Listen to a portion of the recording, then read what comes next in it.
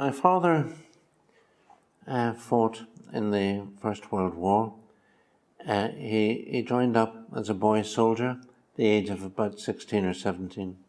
At the time he was 20, he was a captain in charge of a company. And when the Troubles erupted, much to the confusion of many of us, I turned to his ghost to wonder what he, as an old soldier, would have made of the mayhem and confusion. And I wrote a poem called Wounds, the first part of which is set in the First World War, and in the second part I record some of the terrible things that happened in my community in the early 70s. Wounds. Here are two pictures from my father's head. I have kept them like secrets until now. First, the Ulster Division at the Somme, going over the top with "Fuck the Pope, no surrender." A boy about to die, screaming, "Give him one for this Shankill." Wilder than Gurkhas were my father's words of admiration and bewilderment.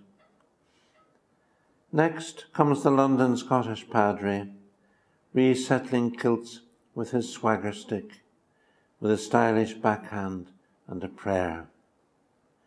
Over a landscape of dead buttocks, my father followed him for 50 years. At last, a belated casualty, he said, lead traces flaring till they hurt.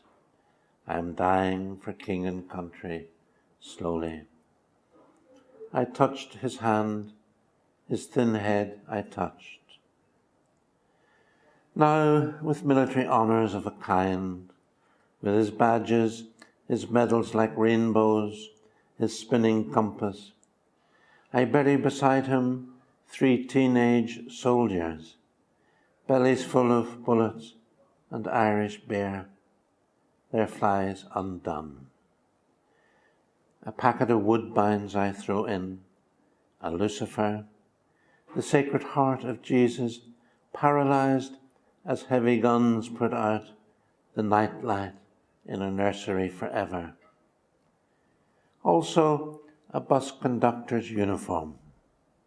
He collapsed beside his carpet slippers, without a murmur, shot through the head by a shivering boy who wandered in before they could turn the television down or tidy away the supper dishes.